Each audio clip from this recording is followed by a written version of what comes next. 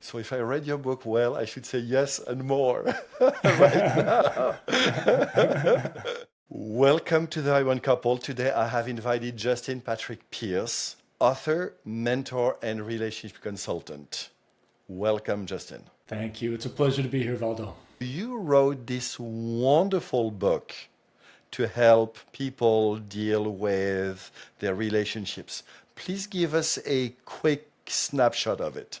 Well, I certainly did not write that book by myself. My wife and I wrote that book together.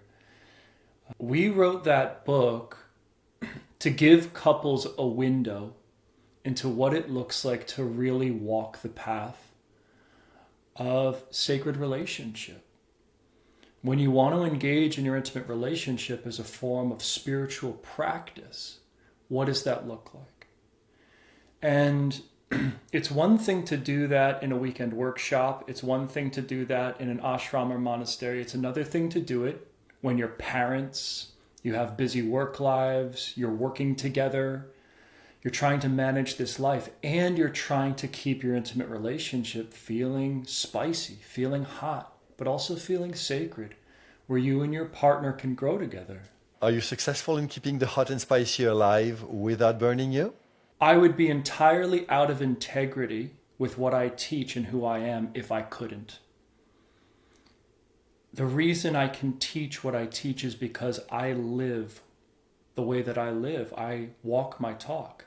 That book reveals exactly what my life looks like. If I couldn't maintain what I say in that book, I have no business teaching any of these things. Just like if you're a financial advisor and you're constantly broke, why would anyone trust your ability to manage money? If you're a health expert and you're constantly unwell and sick, why would anyone turn to you for health advice? Similarly, if you're a relationship expert or someone who people are trusting to give them solid relationship advice, your relationship should be thriving. You should be able to deliver on a day-to-day basis the results you say to all of your clients as possible. So yes, I am absolutely committed to this work and this path. And yes, my relationship is a direct reflection of that truth. And London and I will write honestly about our experiences, but we'll also do classes regularly together where we talk about what's going on in our lives and we let people see into our practice and also see into behind the scenes of our life.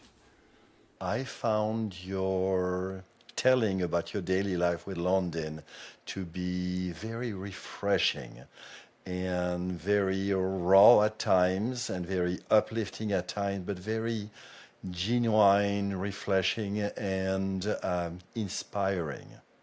Thank you. Yeah, all we wanted to do whenever we write, our commitment is to be completely honest and completely transparent because we never wanted to make ourselves seem as a facade of someone we thought we had to be. Because early on, we didn't want to be intimacy teachers. We had this great practice and great relationship, and we knew once you put your relationship in a public spotlight, there can be external pressures. You're supposed to be this person. Your relationship's supposed to work this way. And it actually creates damage to the couple and the relationship in the process. We never wanted that to happen. And the commitment we made to each other was that, okay, as we engage, we just have to be completely honest, completely true. In this way, we're never trying to put forward some facade that we're trying to maintain that creates a pressure on our relationship, that we knew that'd be unhealthy. And as a result, we write the books we write and we live the way that we do. It looks like it's coming from a very deep purpose from you and from London. Yes. And that's why I emphasize the importance of saying that what we teach is a spiritual practice, it's a spiritual path. I don't see this as a form of personal development. I don't see this as a form of therapy. I don't see this as a form of just trying to learn some tricks to get what you want. I see this as truly walking a spiritual path so we could understand ourselves and the nature of reality better as we learn to become conscious and loving human beings with the person we've chosen to love. One of the things I loved in your book is you did mention Tantra. And for me, the definition of Tantra is there are basically three levels or three ways of being. One way is you do not want fire, people who become celibate and try to limit, distractions. And then there are way people who say, okay, fire exists and we are burned by fire sometimes. It's just part of life. And then Tantra for me is basically playing with fire. We're very careful not to adopt words that would mislead our students or our audience in terms of what we're talking about. I study traditions, whether it's Tibetan Buddhism or Tantrism. I have great reverence for those traditions, but I also understand they are unique paths with their own lineages, their own teachings. And what we have in the West in terms of sacred sex is a far departure from a lot of that. And sometimes the word Tantra just gets lopped on to what we're doing over here, and it's completely lost sight of what Tantrism really is in practice. So, in honor of what that tradition is, I'm very careful to use the terms sacred sexuality or sacred intimacy. In Playing with Fire, we call it the spiritual path of intimate relationship, because what we have today is a conglomerate of ideas and influences that is a far departure from these other traditions, but nevertheless they have been influenced by these traditions and these ideas. Non-duality is one of those key teachings that permeates the polarity world, but it's also, I've found, a piece that is commonly confused and misunderstood. And that's why I think people who become interested in the idea of polarity, it's fascinating. It creates an incredible magical effect. But how many people are actually becoming truly liberated around sex and relationship as a result of their understanding of polarity? And that's what polarity is supposed to be. It's supposed to help you understand your direct experience of the present moment so you can become liberated around sex, not enslaved by it. One of the things I really love about your book, and I'm just getting to know your work through it, is instead of using masculine, feminine to describe the polarity, you use alpha and omega. That is correct. That is brilliant. I would love to hear how that came to be. Because you and I have been studying with David Data, and I assume a number of his students. And so, how did you depart from that, divine masculine, divine feminine that David Data talks about, and talk about that much simpler and easier to grasp, alpha and omega? The journey arriving at that insight was a long and challenging process. Because even as it started to come online for me, it was poo-pooed and pushed aside by anyone I was working with at that time. So I don't think any of my old teachers or colleagues probably have any interest in Alpha and Omega. They might think it's silly. So I had to depart. And I did years ago. I haven't looked at any of that work in 7 years. I haven't listened to audio or read books in the paradigm of masculine and feminine because I needed to find out what was absolutely true. I needed to understand what is the absolute truth. Masculine and feminine is an interesting idea. We can learn about these qualities, these attributes that create this incredible magic effect. But I was interested in real liberation. Not just for myself, but for my intimate partner. And how can I sustain this intimate relationship where we are growing both sexually and spiritually at the same time? And I noticed that when we're in a masculine feminine paradigm, we try and put ourselves in boxes. And if we don't fit in that box, then we're not showing up. You're not masculine enough. You're not feminine enough. And I watched that thought not only distort the perception people had of themselves, but then also create a toxic environment for couples where now they were bickering over who was masculine, who was feminine. And this happened to me years ago.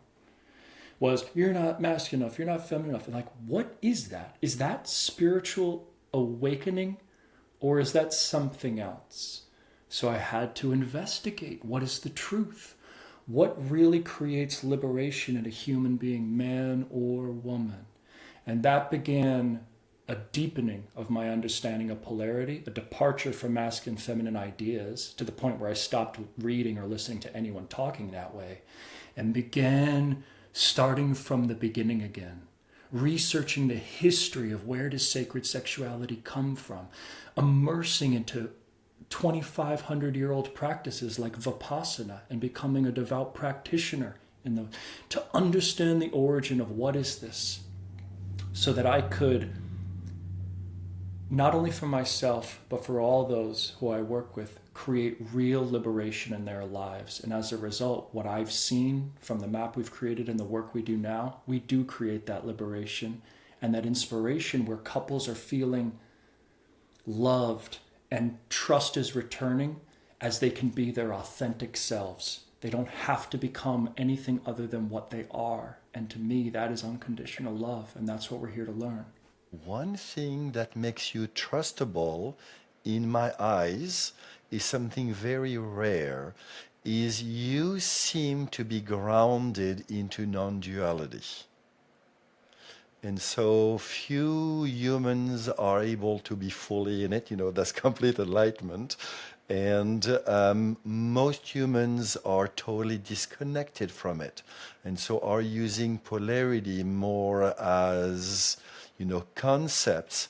And one of the challenges I find with masculine and feminine is that everyone is right in some ways and no one is fully wrong.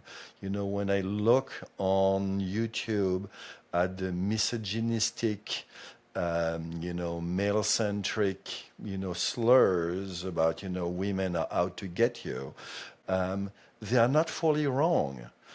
And but they don't have the depth that I feel in you. And so I don't know how I will use Alpha and Omega in my own work. I know I will.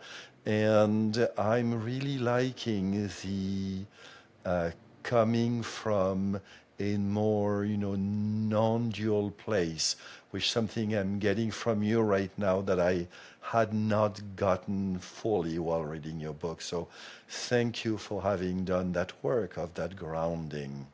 Yes, and that's the danger of polarity work. It is riddled with half-truths. You hear something, you go, oh, that's true, but it's a half-truth.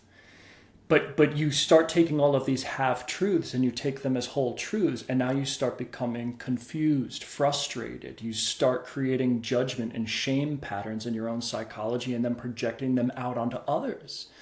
When you start doing that and that negative self-talk is there, or those judgments are reflecting out, you've missed something that is crucial in understanding polarity. Because what is the principle of polarity? So many people are talking about polarity, but how many people really understand the principle of polarity in itself? And what the principle of polarity itself is, just one simple reduction of it, to say it simply, is that opposites are identical in nature, but different in degree. Identical in nature, but different in degree. So let's just take a quick look at what that means. Let's look at it very simply.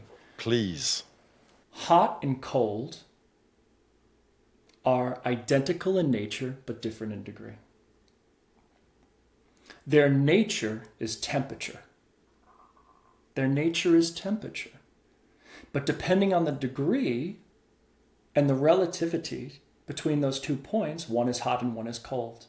You move on this end of the spectrum and now that changes. This is the colder one, this is the hotter one, and so on. So polarity is a spectrum. Polarity is a spectrum where we are identical in nature but different in degree. So temperature is one example of that between hot and cold. Another example of that would be something like north and south. They are both direction. They are both movement along a spectrum in opposite directions. So their nature is direction, but they are opposite, different in degree. That's what we're here to understand about polarity. So let me connect these dots for your listeners and for you so we could really understand why Alpha and Omega is relevant, especially when it pertains to non-duality. because that's the key, non-duality. Let me introduce one more polarity spectrum. So fear and courage are identical but different in degree.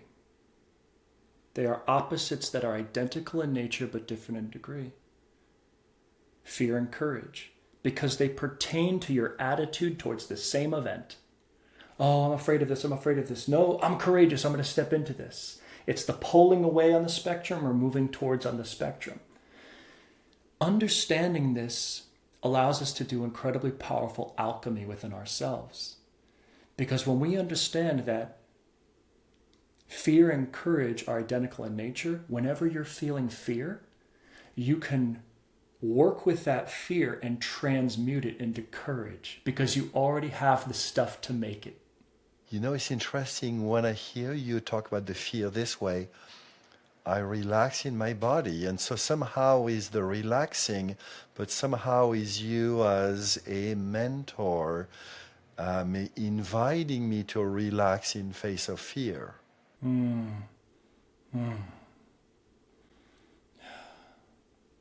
Thank you. I would like to go a layer deeper with you, if you'd be open to that. Mm-hmm. Yeah, of course. So let's go to the heart and soul of the two primary polar forces, which is our exploration in polarity, our exploration in sacred intimacy. Because you always hear in sacred intimacy teachings, consciousness and light. Consciousness and light. And the descriptions we give to consciousness and light is consciousness is masculine, light is feminine. Right? So the man embodies consciousness, the woman embodies light, right? But for a moment, let's remove the words masculine and feminine and the idea of man and woman. Let's put that off to the side because that creates more confusion than is needed. Consciousness and light are the two primary polar forces. What does that mean? It's not talking about something that's abstract or outside your direct experience. It's talking about the nature of your direct experience of this moment right now. That in this moment, what makes up this moment? There is your consciousness that is aware.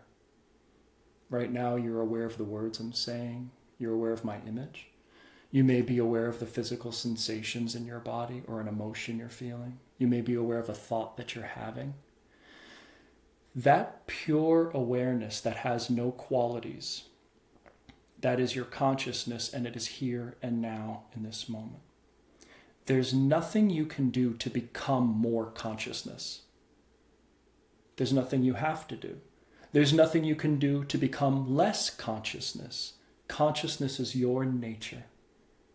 Now that's a paradigm shift for a lot of men who get into this work because they step in and they go, I want to become more conscious. I want to be a conscious man.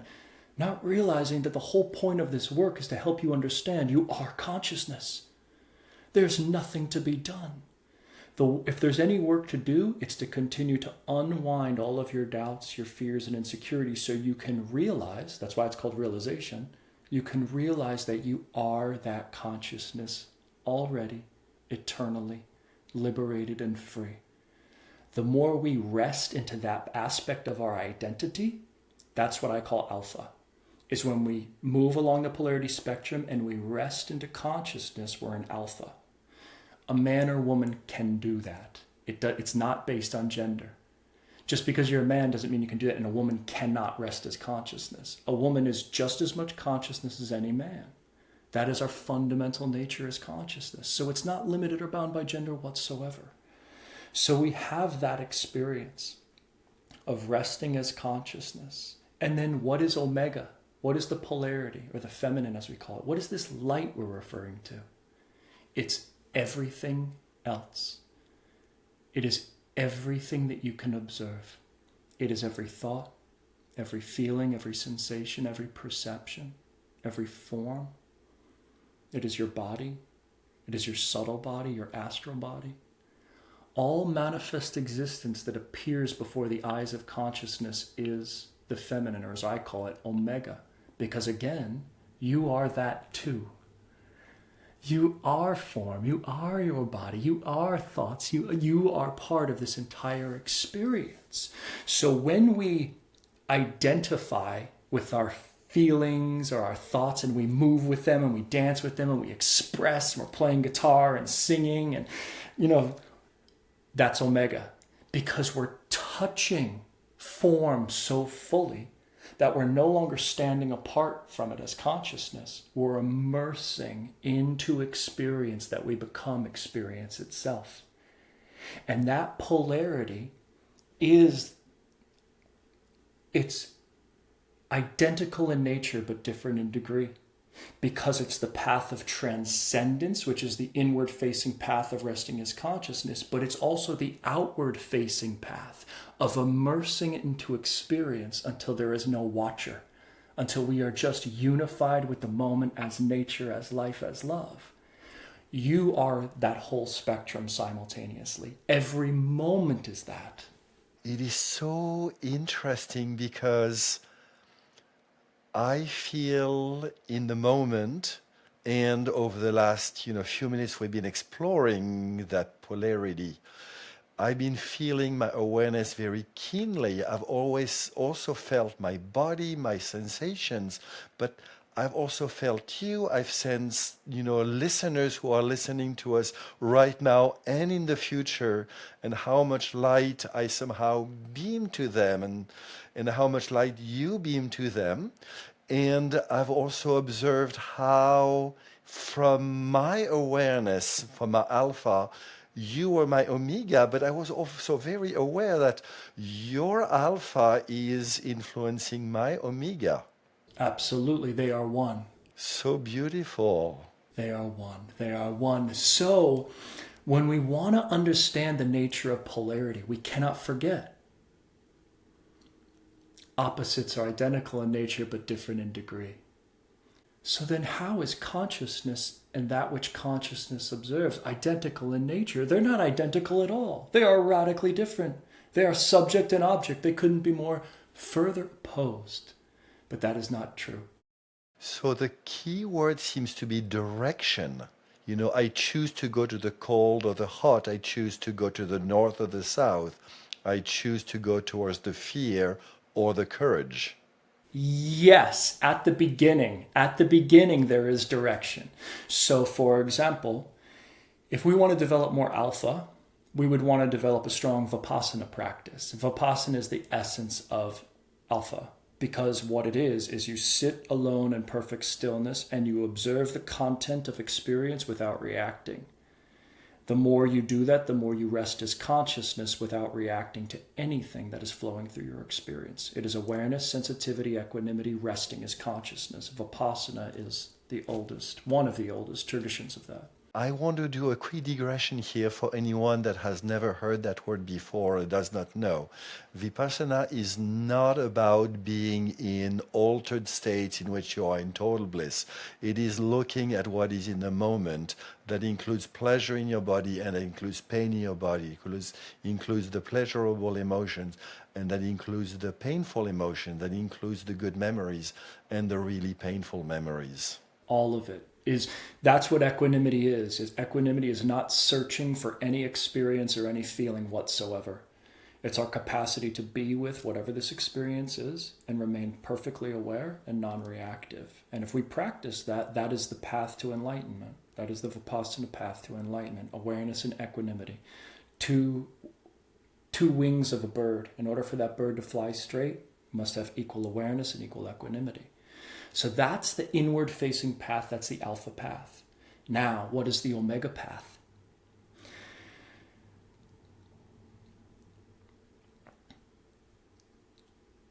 Omega is the same foundation of awareness, sensitivity, and equanimity.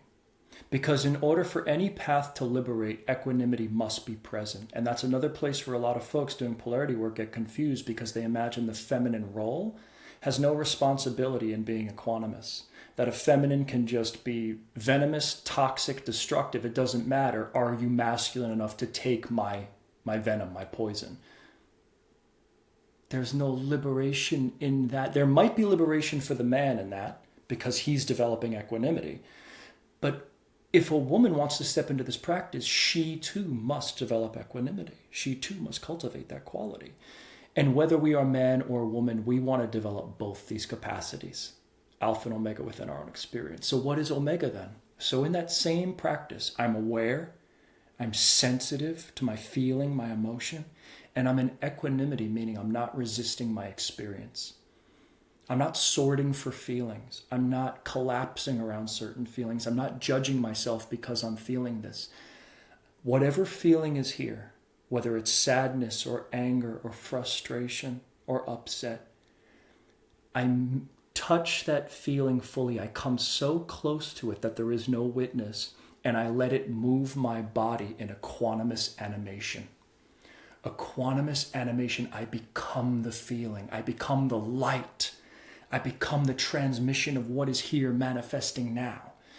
When two partners then meet, aware, sensitive, and equanimous, and then they create the polarity, where one partner rests equanimously as consciousness, equanimous observation, and the other partner becomes equanimous animation.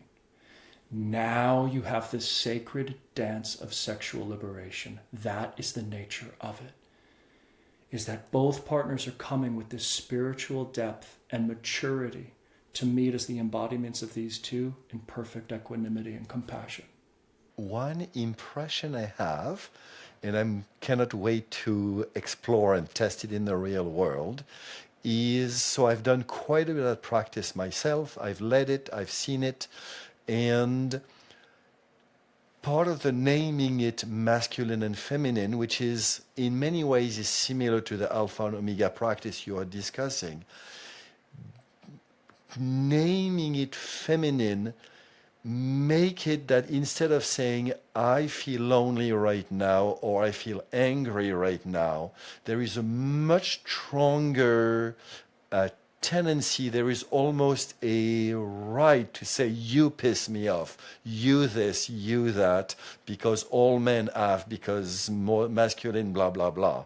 And so I have the impression that by going into alpha and omega, the one in omega state will be much more likely to say, I feel lonely right now, I miss you right now more than you, blah blah blah. Yeah, absolutely. Well, let's because now we're getting into a bit of a different topic in terms of the alpha and omega practices. So Yeah. I love that you're bringing this up. So what I want to do is let's put man, woman, masculine, feminine off to the side. They'll just confuse things. Let's put that off to the side and just come back to consciousness and light. Okay? So where I begin with a lot of my clients and couples is first just having two partners sit down and they take turns embodying either consciousness or light. So how do we make that in practical terms? Well, consciousness is being the seer.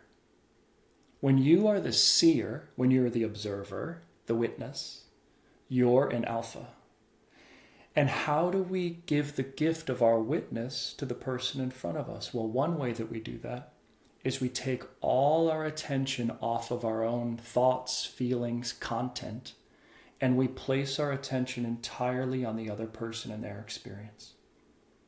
And we look at them and we say things like, I see that you have a beautiful intention. I see the way that you move through the world purposefully. I see you giving your gift to the world right now. I see how impassioned you are and playful you are. And I can see how that really connects with other people powerfully. Can you feel the impact of just me saying that now? So that is just me placing my attention off of me and into your experience and seeing you genuinely as I just see you now. That is love as consciousness. That is me witnessing by placing your attention off of me and onto you. That's alpha. What I'm seeing is right away it removes, as a masculine being, it removes everything I've learned about being showing up, being strong, being macho, being this, being that.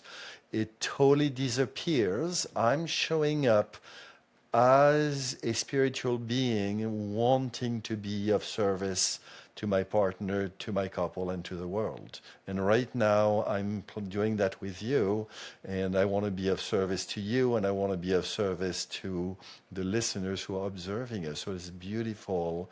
It totally removes that, masculine, feminine labels who have so much baggage. They do have baggage. They have their usefulness and their application. But again, for our purposes to understand what is the nature of this work and how do we wake up, we'll place them off to the side because now I want to explore the Omega piece, right? So I just demonstrated Alpha as the seer. Yeah. So what does it mean to be Omega? Omega is the feeler. Omega is the feeler. Because remember, now when we're in Omega, we bring our attention onto our own experience, our own feelings, our own emotions. What's going on over here? So our attention is on us. And then we start to share, I feel, I feel, I feel. That is Omega. Whenever our attention's on ourself and we're sharing what we feel, we're in that Omega state. Whenever our attention's on other and we share what we see, we're in Alpha. Again, you can see how this has nothing to do with man or woman. Nothing whatsoever. Totally. And during that practice, can you also feel when you're in Omega mode? So let's say I'm in Omega mode right now. So I feel this in my body. I feel this in my emotions. I feel this. Can I also feel you? Or is it just feeling me? Well, that's a deeper question. You're always feeling me. You're always feeling the world. There's no separation. So we have a sense that I'm feeling this independent or in a vacuum, but that's not how feeling works. There is no separateness. I love it because once we sense the separateness, we go into judgment. I judge you are not doing this, you are not doing that, you are not doing that. Absolutely. And so when we're in Omega, we want to make sure that we're developing spiritual maturity. Because anyone can say, I'm mad. Anyone can say, I'm upset right now. That doesn't take any spiritual maturity to do that. Another thing that we commonly do, unknowingly, but as men and women we often do this, I'm mad because you. I'm upset because you. And we blame the world and our intimate partner for what we are feeling. There is no spiritual wisdom or insight inside of that practice. There's nothing to gain. For your partner to gain or for you to gain. Because the moment you say, I feel because you, your partner's going to feel attacked and automatically have to go on the defensive. So when we're in the Omega practice, where we need to begin is, I feel because I. I feel because I feel because I feel angry because I'm telling myself that I'm a failure. I feel upset because I want to show up better for you and I feel like I'm not. I feel so irritated because I'm telling myself that you don't love me anymore. Can you hear how that ownership of our own direct experience creates an insight and it creates an opportunity for then a deeper connection because we're not pushing the person in front of us away? It was very interesting because as you shifted, my spine straightened. It will polarize. It will polarize, yes. Exactly. I did not intend to, although I have quite a bit of practice strengthening it. I just was observing it naturally happening. Yes, that's exactly it. And so, just one example.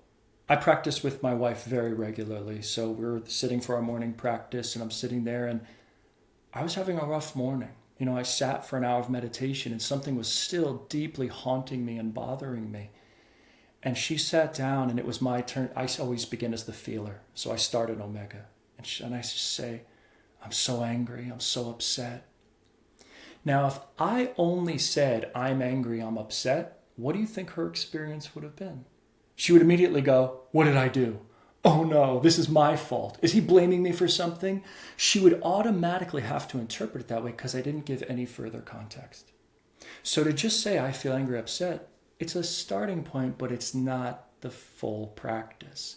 So what I said instead when I was there, I feel angry because I can't let go of this work thing that happened to me yesterday and I'm so frustrated I can't let it go. Now she hears that. She goes, I got space for that.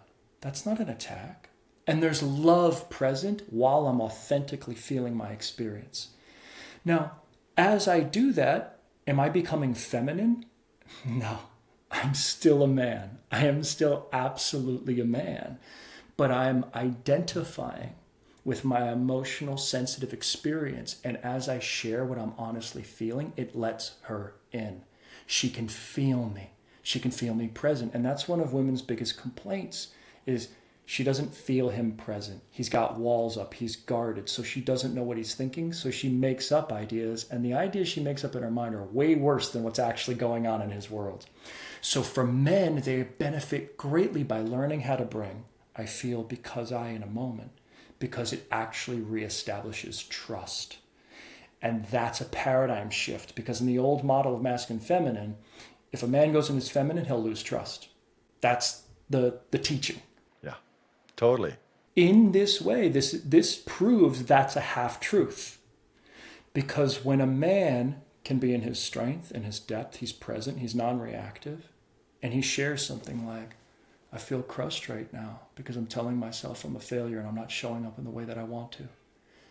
That can be such a powerful gift to your intimate partner that earns greater trust. Because a man who can't be felt can't be trusted entirely. I don't care how conscious you are. If your heart is not open and available, the trust is limited. So developing Alpha and Omega is crucial to having that authentic degree of trust. Twice in a row, when you shared, I breathed deeper.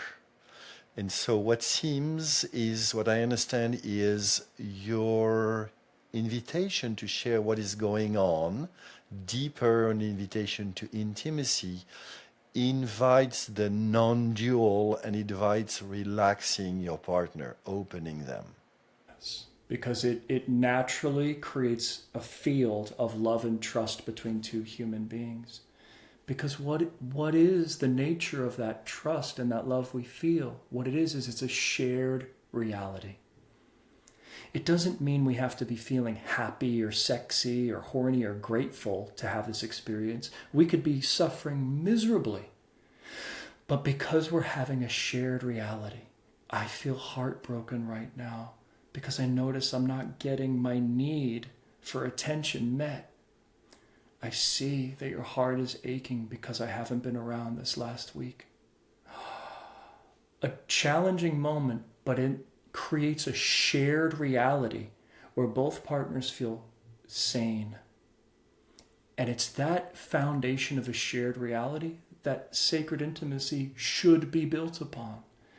It's from that safety and that shared reality that then we begin to introduce fire. We begin to play with fire and desires and sexual erotic interests.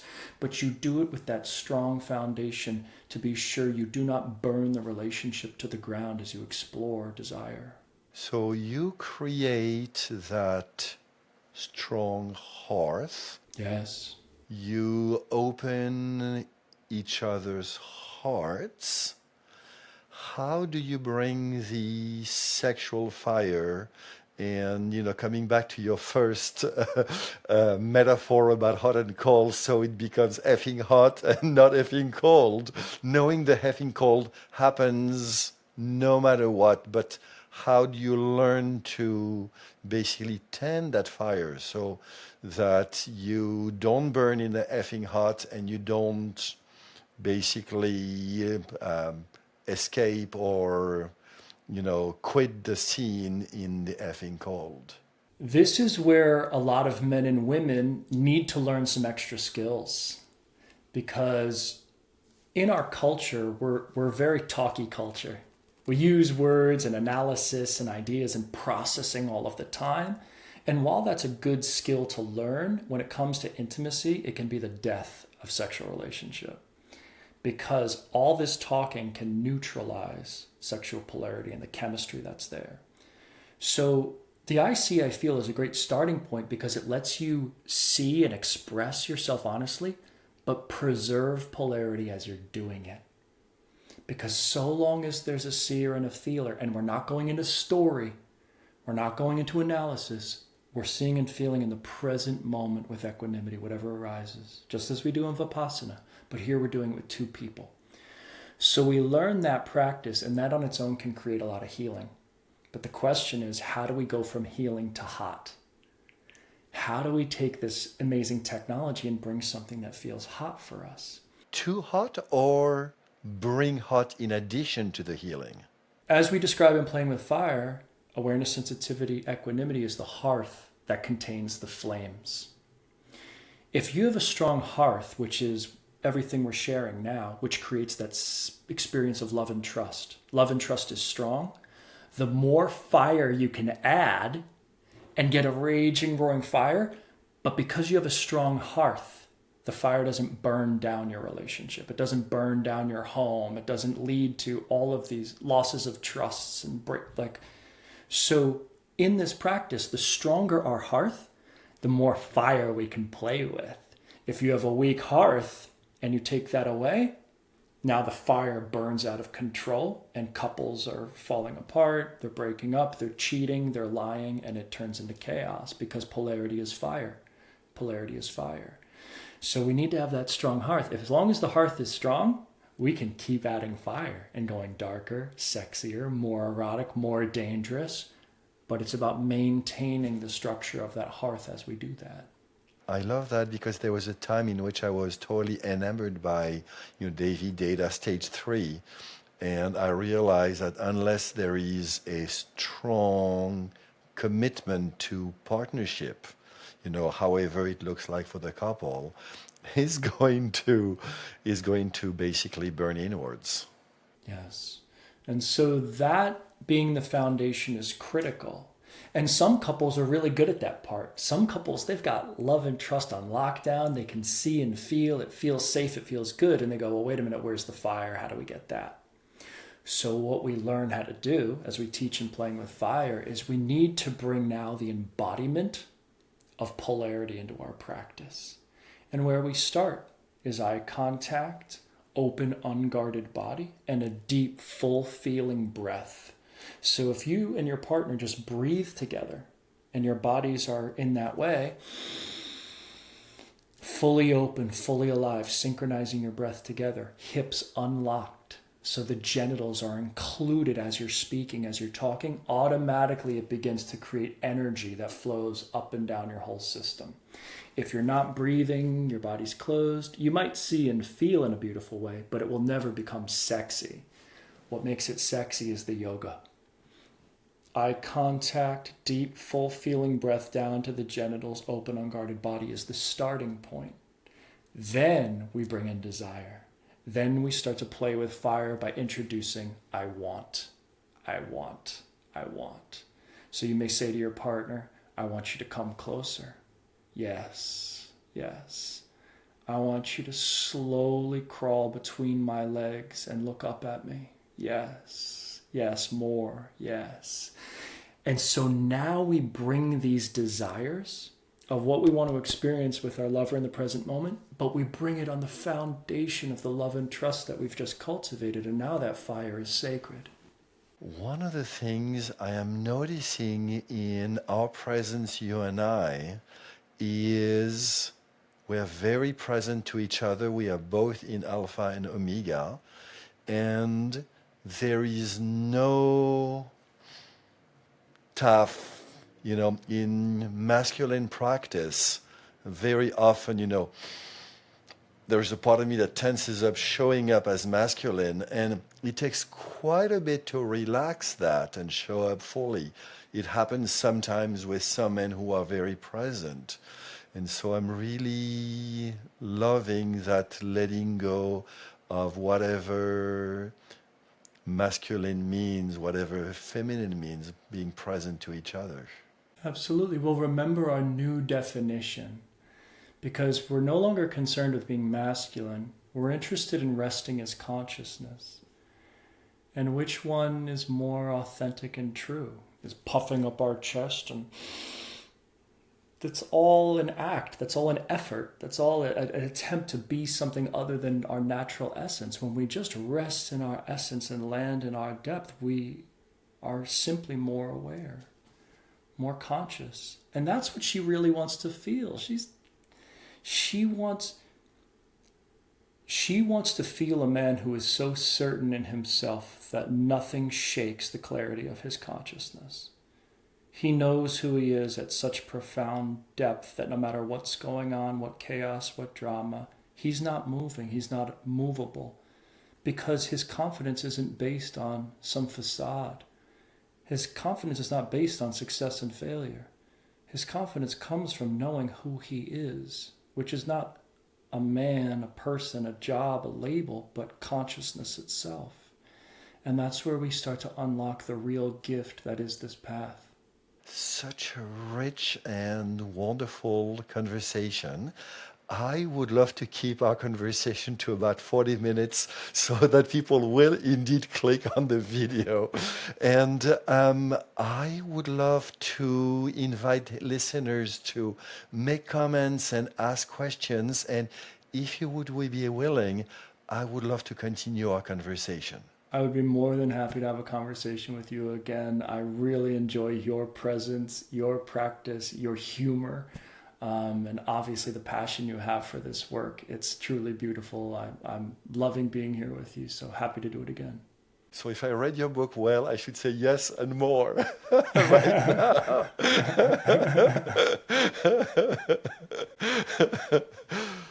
Thank you, Justin. If this conversation inspired you to liberate more love, please buy Justin's book and read it carefully. And of course, hit the like button below and subscribe so you can be notified when I publish new juicy content. And please share with all you believe would benefit. I look forward to seeing you very soon.